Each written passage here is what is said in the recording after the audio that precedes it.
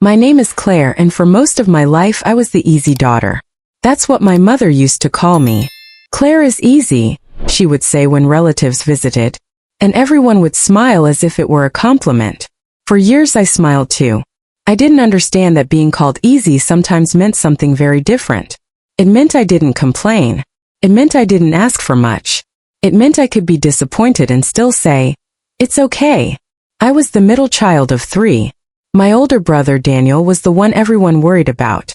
He had a difficult personality according to my mother. But I think what she really meant was that Daniel was loud about what he wanted. If he was unhappy, everyone knew. If he needed money, the family discussed it.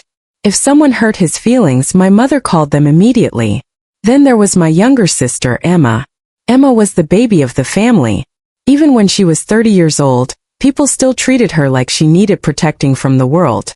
And then there was me, Claire, the reasonable one, the understanding one, the one who could handle things. First, I was proud of that. When I was a child, my mother would say, "You're so mature for your age." I loved hearing it. I thought it meant she trusted me. Years later, I realized it often meant she expected me to accept things that would never have been acceptable for anyone else. My father was a quiet man. He worked long hours as an electrician and came home tired. He was not cruel. He wasn't loud. In many ways, he was gentle. But my father had one weakness. He avoided conflict as if it were a fire. If my mother said something unfair, he would look down at his plate. If Daniel became angry, Dad would leave the room. If Emma cried, he would tell everyone to calm down. And if I was hurt, he would say the words that followed me through most of my life. "Let's not make this bigger than it is." Those words taught me to question my own pain. Maybe it wasn't that bad. Maybe I was too sensitive. Maybe I should just let it go. So I did. Again and again. I grew up, went to college, and eventually found a job as a school administrator. Nothing glamorous. But I loved it. I liked helping people solve small problems before they became big ones. I liked being organized. I liked feeling useful. Maybe that was because being useful was the one thing I had always known how to be. My family called me whenever they needed something. Daniel needed help with paperwork? Call Claire. Emma was moving apartments? Claire had a car. My parents needed someone to stay with Grandma after her surgery? I took time off work. And I never kept score. That is important for me to say. I didn't do those things because I expected a reward. I did them because I loved them, or at least because I believed love meant showing up. My parents lived in the same small town where we grew up. Even after I moved an hour away, I visited often. Every Sunday if I could. Every birthday.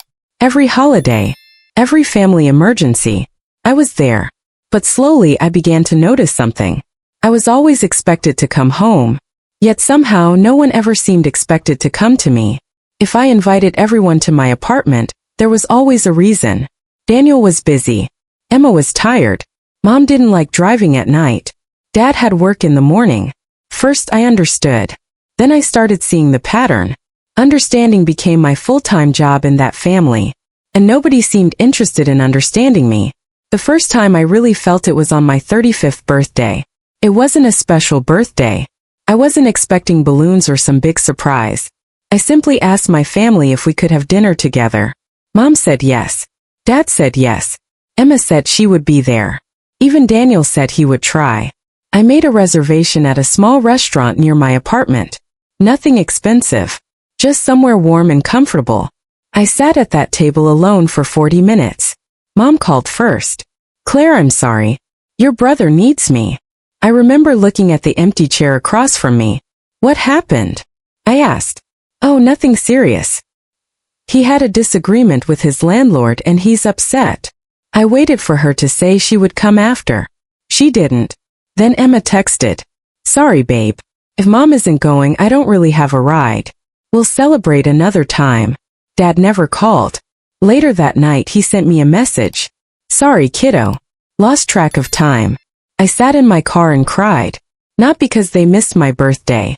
I cried because I knew if Daniel had invited them somewhere, they would have moved mountains to get there. And I hated myself for knowing that. I hated comparing. I hated feeling jealous of my own siblings. So the next day when my mother called and said, "You're not still upset, are you?" I said what I always said. No, Mom. It's okay. But something had changed. A small crack had appeared. And once a crack appears, you start noticing all the places where something is already broken. Over the next few years, things didn't suddenly become terrible. That would have been easier. Instead, there were hundreds of little moments. The kind that are difficult to explain to people who haven't lived them. Because each one by itself seemed small. But together, they became my whole life. There was the Christmas when I spent 3 days helping my mother cook because Emma said she was too busy. On Christmas morning, Emma arrived late with a gift for everyone. Everyone except me. She had forgotten. Mom laughed awkwardly and said, "You know your sister. She's so scatterbrained." I smiled. "It's fine." There was the time Daniel borrowed money from me. He promised he would pay me back in 2 weeks. 6 months later, I gently asked about it. My mother called me that evening. "Why are you pressuring your brother?" I remember standing in my kitchen holding the phone. "Mom, I'm not pressuring him. I just asked. He's going through a hard time." I looked at my own bills sitting on the counter. "So am I." There was a long silence. Then she said, "Well, you're better with money." Again. A compliment that felt like a punishment. There was always a reason I should give more. Because I was stronger. Because I was more responsible. Because I could handle it. Nobody ever asked if I wanted to handle it. My relationship with my sister changed too. Emma and I had once been close. When we were younger, we shared secrets. We watched movies together. We stayed up late talking about things we were afraid to tell anyone else. But as we got older, she learned something I never did. She learned how to keep my mother's attention. Sometimes I think she didn't even know she was doing it. She would call Mom crying over something small, and suddenly the whole family would gather around her. I would be sitting there too, listening. Then I would wonder what would happen if I cried. I didn't know. Because I never tried. I had learned early that people were more comfortable when I was okay. So I made them comfortable. Even when I wasn't. The biggest problem was that I loved my family. That is what made leaving so difficult. People sometimes imagine no contact stories as simple. Someone is cruel. Someone leaves. The door closes. But for me it wasn't like that. My mother could be loving. She could make me soup when I was sick. She could remember the smallest things about my childhood. My father could make me laugh with one silly comment. My brother could be kind when he wanted to be. My sister could still call me late at night and tell me she missed me. There were good moments. That was the problem. The good moments made me believe the bad ones would eventually stop. They didn't. The beginning of the end came when my father had a mild heart attack. He survived. Thank God he survived. But for several weeks he needed help. My mother was overwhelmed. Daniel said he couldn't take time off work. Emma had recently started a new relationship and was busy with her own life. So I stepped in. Of course I did. I took 2 weeks off work. I drove my father to appointments. I sat with him while Mom went to the grocery store. I organized his medications. I cleaned their kitchen. One afternoon, Dad looked at me and said, "I don't know what we'd do without you." I smiled. For a moment, I felt like maybe things were different. Maybe my family did see me. Maybe they knew. Then my father recovered. And everyone went back to normal. Daniel came over for Sunday dinner and talked about how hard the past few weeks had been for him. Emma said the stress had been terrible. Mom hugged them both. No one mentioned me. Not once. I don't know why that moment hurt so much. Maybe because I had finally allowed myself to hope. I went home that evening and sat in my car outside my apartment. I didn't go inside for almost an hour. I just sat there thinking, what would it take for them to notice me? The answer came quietly. Nothing. Because they had noticed me. They simply expected me to keep giving anyway. A few months later, my mother called and asked me to come over. Her voice sounded serious. When I arrived, Daniel and Emma were already there. Mom was sitting at the dining table. Dad stood by the window. I knew something was wrong. "What's going on?" I asked. Mom took a deep breath. "Your grandmother needs more help." My grandmother was 84 at the time. She had fallen twice that year and everyone was worried. "I thought maybe you could stay with her for a while," Mom said. I looked around the room. "Stay with her. Just until we figure things out." I worked full-time. Grandma lived 45 minutes away. I had responsibilities. I had a life. For once I didn't immediately say yes. I don't know if I can do that. The room went quiet. My mother blinked at me. What do you mean? I mean I can't just leave my job. Nobody said you had to leave your job. Mom, I can't drive almost 2 hours every day and work full-time. Daniel sighed. I looked at him. He shrugged. I can't do it. You know my schedule. Emma said. And I'm terrible with medical stuff. Then everyone looked at me. The easy one. The capable one. The solution. I felt something inside me become very tired. I can help, I said slowly. But I can't do everything. My mother crossed her arms. We're not asking you to do everything. I almost laughed. That was exactly what they were asking. But I said nothing. Because I was still trying. I always tried. In the end we hired a part-time caregiver. I helped when I could. But from that day on, something changed in my mother's attitude toward me. She was colder. She would make little comments. Your sister came over yesterday. She really loves Grandma. Or, Daniel is under a lot of pressure right now. I started feeling as if I had done something terrible by admitting I had limits. And that feeling stayed with me. Because when you grow up believing your value comes from being useful, saying no can feel like becoming a bad person. Then came the dinner. The dinner that I still remember in pieces. It was my parents' anniversary. I had helped organize a small family meal at their house. I bought flowers. I picked up my mother's favorite dessert. I even arrived early to help set the table. Everything looked normal. Until Daniel started talking about his financial problems. He had been struggling for months. Again, he had made some poor decisions and now he was behind on rent. My mother looked worried. Dad said little. Emma suggested that maybe we could all help him. I knew what that meant. Everyone looked at me. I felt it before anyone spoke. My stomach tightened. Then my mother said, Claire has always been good at saving. I stared at her. Mom, maybe you could lend him something. Just until he gets back on his feet. I put down my fork. How much? Daniel named a number that was more money than I had ever lent anyone. I said no. Quietly. I didn't yell. I didn't insult him. I simply said, I'm sorry. I can't do that. Daniel's face changed. My mother looked shocked. Claire, I can't. He's your brother. I know. He needs help. I understand. But I can't give him that much money. My mother leaned back in her chair. The disappointment in her eyes hurt more than anger would have. You have always had more than the others. That sentence stayed with me. I had more? I had worked for everything I had. I lived in a small apartment. I drove an old car. I had spent years saving because I was afraid of exactly this kind of emergency. But somehow my careful choices had become a reason I owed everyone else. I don't think that's fair, I said. Mom's face went still. What isn't fair? The way everyone expects me to fix things. My father finally looked up. Claire, let's not do this tonight. Something inside me broke a little more. Not because he disagreed. Because once again the easiest way to make peace was for me to stop speaking. I looked at my mother. Then at Daniel. Then at Emma. And for the first time in my life I said the words I had been afraid to say. I think all of you expect me to give and give because you know I usually will. Nobody spoke. I could hear the clock in the hallway. My mother said quietly, That's a very hurtful thing to say. I almost apologized. The words were already forming. I'm sorry. I didn't mean it. But then I remembered all the other times I had apologized just for being honest. So I stood up. I should go. Mom called after me. Claire, don't be dramatic. I turned around. And I said, I'm not being dramatic. I'm tired. Then I left. For the next few weeks I kept my distance. I still answered messages. I still spoke to my father when he called. But I stopped volunteering for everything. And that made my family uncomfortable. I could feel it. When you have played one role for your whole life, people notice when you stop. Mom called me several times.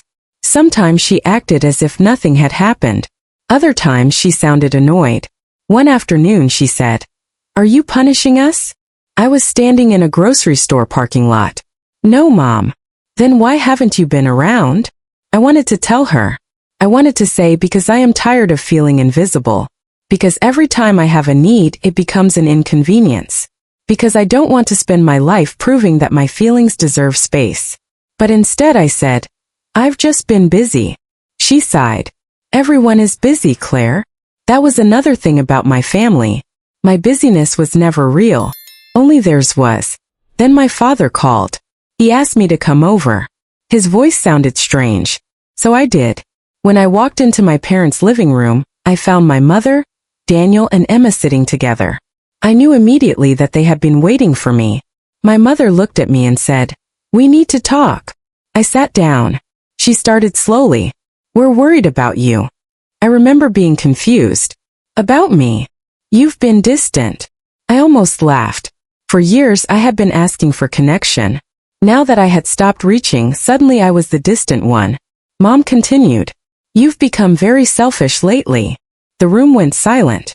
I looked at my father. He looked away. "Selfish?" I asked. Mom nodded. "Yes. You seem angry all the time.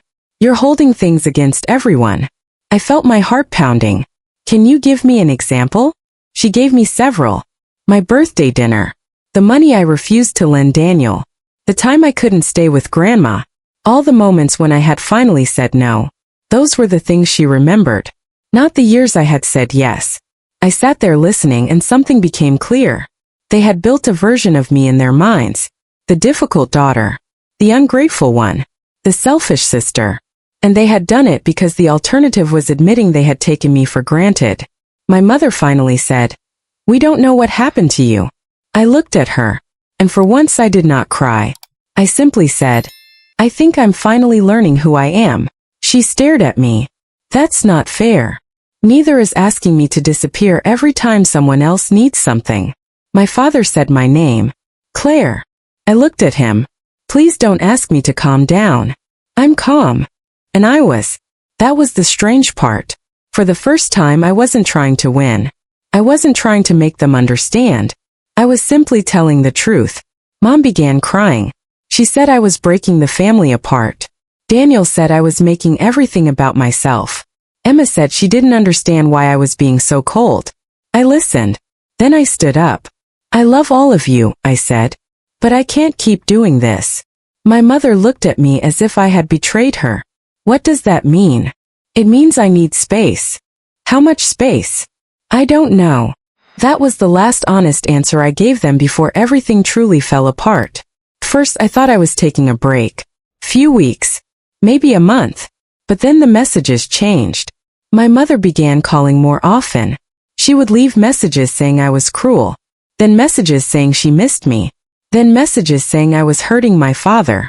I didn't know which one to believe. Daniel sent me a long email accusing me of abandoning the family. Emma wrote that Mom was crying every day. I read those words over and over. And eventually I realized something painful. They were still talking about what I was doing to them. No one was asking what had happened to me. So I stopped answering. I didn't announce it. I didn't make a speech. I simply stopped. One day became 1 week. 1 week became 1 month. Then my birthday came. No one called. I sat with my phone beside me all day. Part of me thought my mother would break first. She didn't. The next Christmas I received a card. It had no message inside. Only my parents' names. That hurt more than no card at all. Then came another year. And another. Eventually, I moved to another city for a new job. I changed my phone number. Only my father had it. And I asked him not to give it to anyone. He promised. For a while we spoke quietly. Maybe once every few months. He would ask how I was. I would ask about him. We never talked about the rest of the family. Then, after almost 2 years, he stopped calling too. I didn't know why. I assumed my mother had pressured him. Maybe he had grown tired of being caught in the middle. I tried not to hate him. I understood fear. I had lived with it too.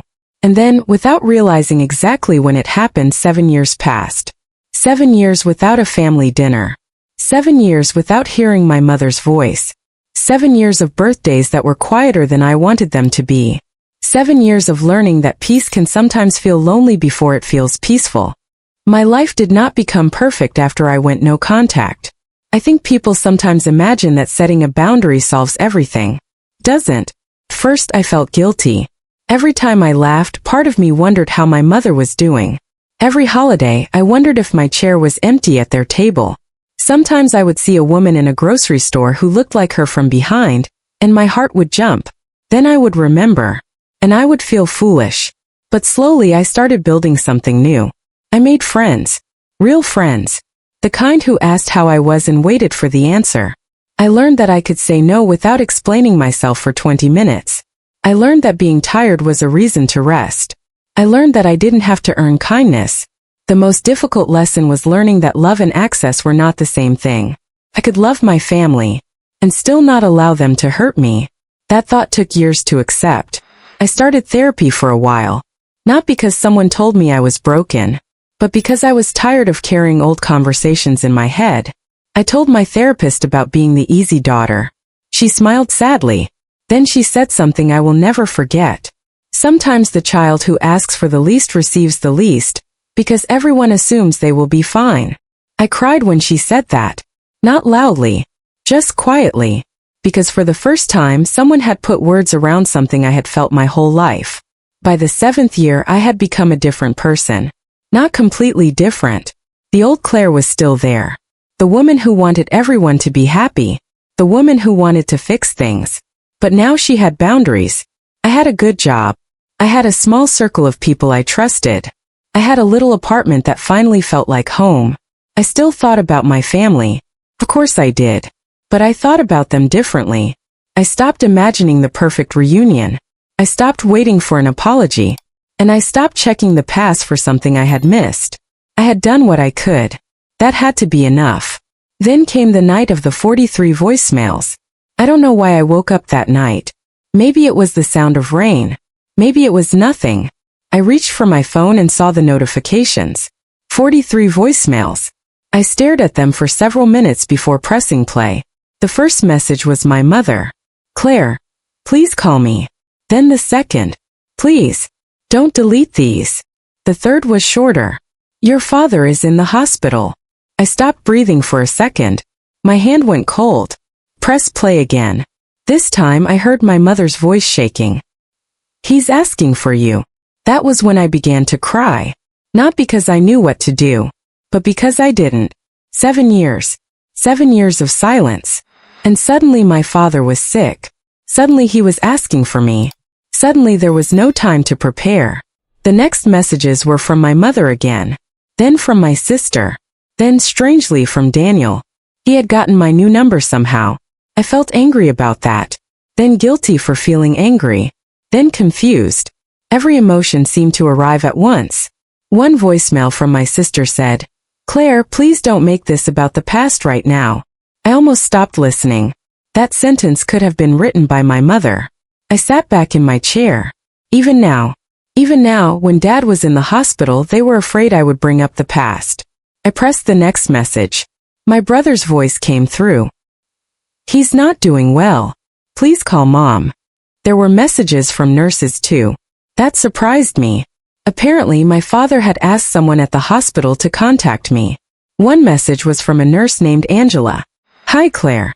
I'm calling at your father's request. He would like to speak with you when you feel ready. When you feel ready. Those words nearly broke me. A stranger had given me more space than my family had in years. I listened to the remaining messages slowly. Not all at once. I couldn't. Some were only a few seconds long. Some were almost 3 minutes. My mother repeated herself. She begged. She cried. She said my father might not have much time. Then, in voicemail number 28, she said something different. Something I had never expected to hear. I know I hurt you. I stopped the message. My finger hovered over the screen. I didn't know if I wanted to continue. Then I pressed play. Her voice was quieter now. I didn't understand what I was doing. Maybe I still don't understand everything. But I know I hurt you. For 7 years I had imagined hearing those words. And now that they were finally here, I felt nothing simple. I wasn't relieved. I wasn't healed. I was afraid. Because apologies can open doors you worked very hard to close. The last voicemail was from my father. It was only 17 seconds. His voice was weak. Hi, kiddo. I covered my mouth. I had not heard him call me kiddo in years. I'm sorry. For all of it. I should have said something. I should have protected you better. I hope you can come. Then the message ended. I sat there until the rain stopped. I did not call them immediately. That may sound cruel to some people. But I needed to be honest with myself. My father was sick. I loved him. But 7 years of pain did not disappear because someone was in a hospital bed. I needed to know why I was going. Was I going because I wanted to see him? Or because I was once again afraid of disappointing everyone? There was a difference. A very important difference. So I made coffee. I sat in silence. And I let myself remember. I remembered my father looking away at the dinner table. I remembered him telling me not to make things bigger. I remembered all the times he could have spoken and chose peace instead. But I also remembered him teaching me to ride a bicycle. I remembered him sitting beside my bed when I had the flu. I remembered his terrible jokes. I remembered his quiet kindness. People are rarely only one thing. My father had failed me. And he had loved me. Both things were true. By morning I knew what I wanted. I wanted to see him. Not because I owed my family anything. Not because I was ready to forgive everyone. But because I didn't want fear to make another decision for me. So I called the hospital. Then I called my mother. She answered on the first ring. For several seconds neither of us spoke. Finally she whispered, "Claire." "Hi, Mom." She started crying. I closed my eyes. "How is Dad?" That was all I could manage. And that was how the conversation began again. Not with a dramatic reunion. Not with everything suddenly fixed. Just two women, separated by 7 years, speaking quietly about a man we both loved. My mother told me Dad had been having chest pain for days but had ignored it. Of course he had. He always ignored what hurt. Eventually, his body had forced him to stop. I booked the first flight I could find. As I packed my bag, I kept thinking of the last time I had been in that house. I wondered what had changed. I wondered if anything had. Mostly I wondered whether I had. The flight was only a few hours. But it felt longer. I watched the clouds and tried not to imagine the worst. When I landed, my mother was waiting outside the airport. I saw her before she saw me. She looked smaller. Older. Her hair was almost completely gray. For a strange moment, I wanted to turn around. Then she looked up. Our eyes met. Neither of us moved. Finally, she walked toward me. Slowly. "Hi," she said. "Hi." She looked like she wanted to hug me. I could see it.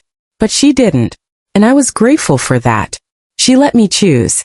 After a moment, I stepped forward and hugged her. It was awkward. Brief. But real. On the drive to the hospital, we barely spoke. The silence was not peaceful. It was full of things. At one red light, my mother said, "I was afraid you wouldn't come." I looked out the window. I was afraid I would. She nodded. I think she understood. At least a little. When we arrived at the hospital, I saw my brother and sister in the waiting room. Daniel stood first. He looked uncomfortable. Emma looked nervous. We hadn't seen each other in 7 years. What do you say after 7 years? "Hello?" "I'm sorry? Where have you been?" None of those felt right. So I simply said, "How is Dad?" And they answered. That was enough for the moment. My father was asleep when I walked in. He looked fragile. I had prepared myself for that, but seeing him was different. I sat beside his bed. For a few minutes I just watched him breathe. Then he opened his eyes. "Claire." I leaned closer. "Hi, Dad." He started crying. My father almost never cried. That frightened me more than the hospital machines. I held his hand. He squeezed mine. "I'm sorry," he said. I had waited years for those words. But again they didn't fix anything. They simply made space for the truth. "I know," I whispered. "No," he said. "You don't." I should have said something. I didn't interrupt him. For the first time I let him finish. "I saw things. I knew you were hurting. And I kept telling myself I was keeping the peace." His eyes closed. But I was only keeping things easy for everyone else. I felt tears on my face. He continued. "You deserved better." There it was. Not an excuse. Not a defense. Just an acknowledgement. And sometimes, after years of being told your pain is too much, having someone finally say you deserved better can be one of the saddest things you ever hear. I leaned down and kissed his forehead. I love you, Dad. He squeezed my hand again. I love you too, kiddo. Later that day, my mother asked if we could talk. I almost said no. Then I thought about why I had come. Not to forget the past, but perhaps to finally look at it without running. So we sat in the hospital cafeteria. My mother held her coffee with both hands. For a long time she stared at the table. Then she said, I don't know how to apologize to you. I answered honestly, I don't know how to hear it. She nodded. And strangely that helped. We were finally telling the truth instead of performing a family role. Mom began slowly. She said that after I stopped answering, she had been angry. At first she believed I was punishing everyone. Then over time she began to notice things. Daniel kept needing help. Emma kept calling her whenever she had a problem. And my mother kept running from one emergency to another. There was always noise. Always someone who needed her. But eventually, she said, the house became quiet. And in that quiet she started thinking about me.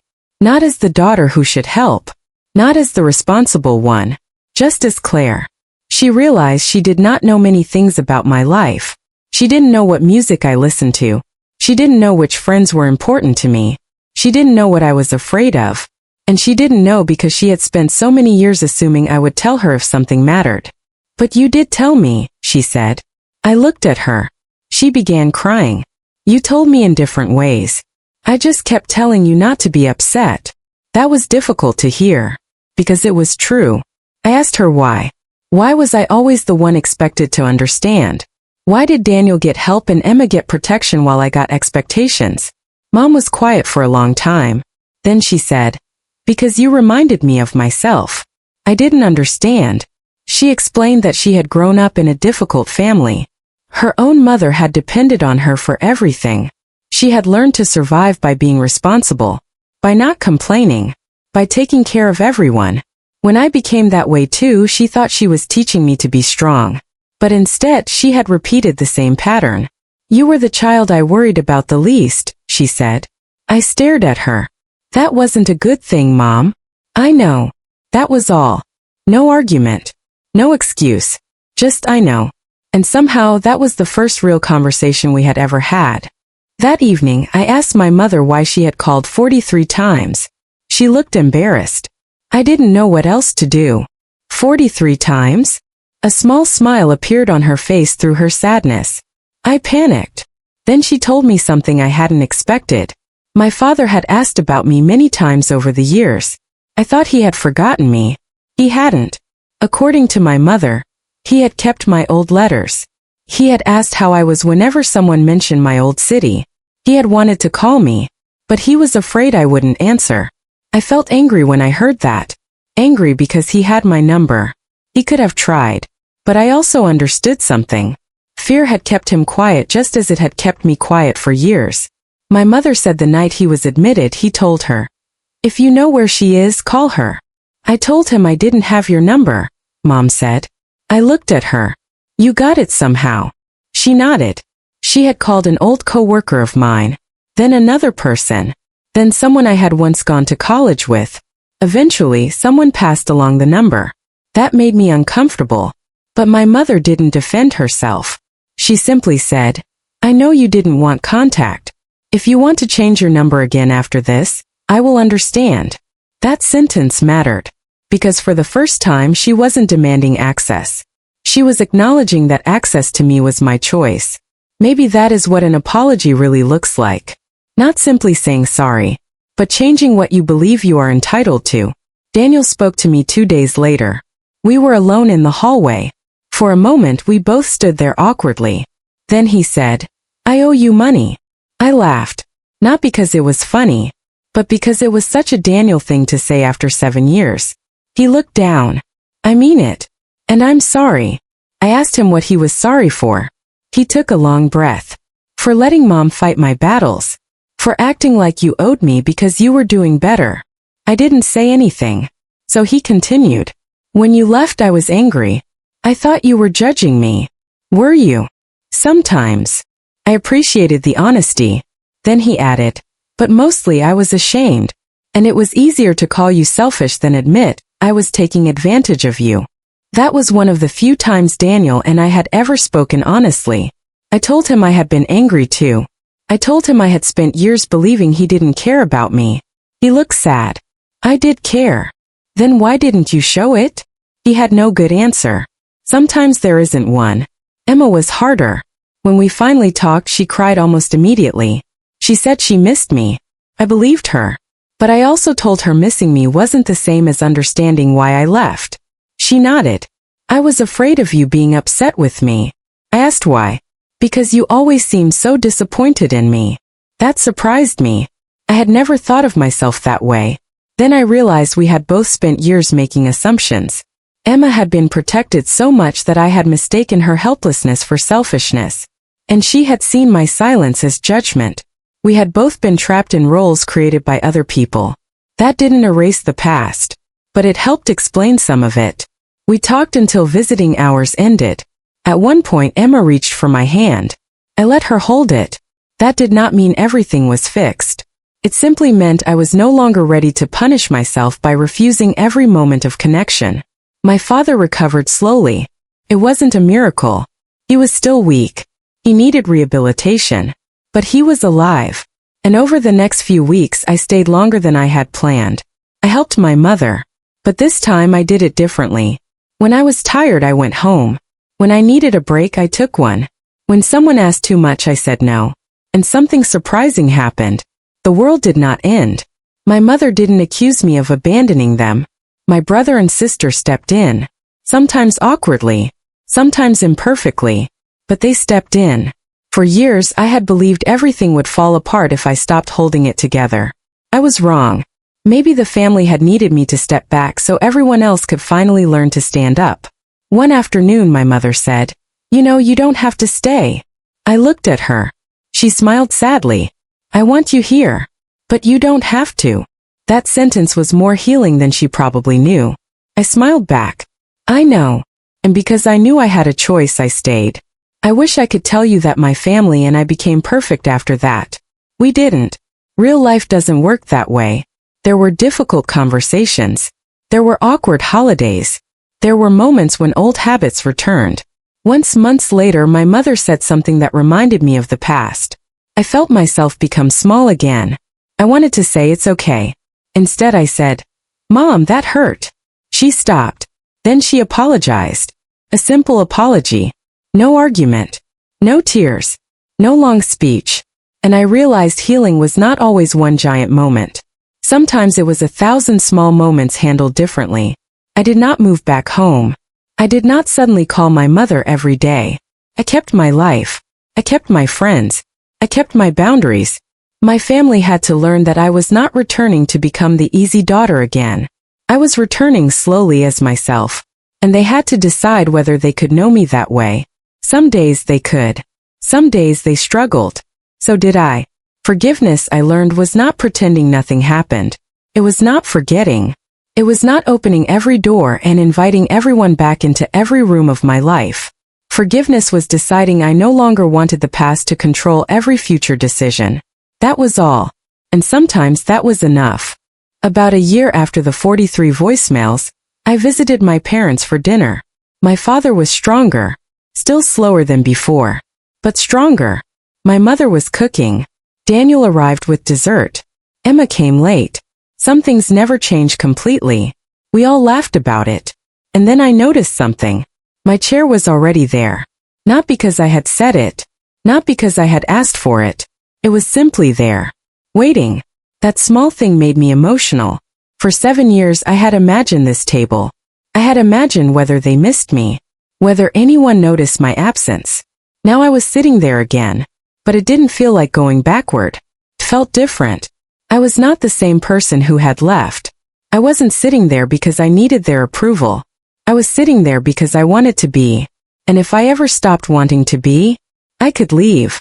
Knowing that changed everything. During dinner my father looked around the table and smiled. Then he said, "It's nice having everyone here." I looked at him. He looked at me. And I knew we both understood what those words meant. Everyone here. Not everyone pretending. Not everyone staying silent. Just everyone here. Present. Trying. Sometimes people ask me if I regret going no contact. I always pause before answering. Because the truth is complicated. I regret that it became necessary. I regret the years I lost. I regret the birthdays and holidays. I regret that my father and I spent so much time afraid of making the first move. But do I regret leaving? No, I don't. Because those 7 years taught me something I could never have learned while I was still trying to keep everyone else comfortable. They taught me that silence is not always peace. Sometimes silence is simply pain with nowhere to go. They taught me that being needed is not the same as being loved. And they taught me that you can love someone deeply while still needing distance from them. The 43 voicemails did not magically repair my family. They did something more important. They gave me a choice. For 7 years, I had believed I would either have to return exactly as I was before or stay away forever. But there was another possibility. I could return differently. I could love without disappearing. I could forgive without forgetting. I could listen without surrendering. And I could say no without becoming the villain in my own story. My phone still rings now and then. Sometimes it's my mother. Sometimes my sister. Sometimes my father calling just to ask how my day was. I don't always answer immediately. And that's okay. I no longer feel guilty for having my own life. But when I do answer, I answer because I choose to. Not because I am afraid. Not because I owe them. Because I choose to. And maybe that is what family should feel like. Not a place where you have to earn your seat. Not a place where your silence is called maturity. Not a place where being strong means accepting whatever hurts you. But a place where you can be honest and still be loved. I don't know what would have happened if those 43 voicemails had never arrived. Maybe I would have stayed away forever. Maybe that would have been the right choice at the time. I don't judge anyone who chooses distance to protect their peace. Sometimes walking away is the bravest thing you can do. And sometimes, after enough time has passed, you may discover that you are strong enough to look back. Not to return to the pain, but to see how far you have come. That night, when I saw 43 voicemails on my phone, I thought the past had found me again. But I was wrong. The past was not calling me back. Life was giving me one more chance to decide who I wanted to be. And this time I made the choice for myself. So if you have ever walked away from people you loved because staying hurt too much, I want you to know something. You are allowed to miss them. You are allowed to love them. You are allowed to grieve the family you wished you had. And you are still allowed to protect yourself. Those things can all be true at the same time. My family and I are not perfect now. We probably never will be. But these days when I sit at that old kitchen table, I no longer try to be the easy daughter. I don't need to be the strongest person in the room. I don't need to fix everything. I can simply be Claire. And for the first time in my life that feels like enough.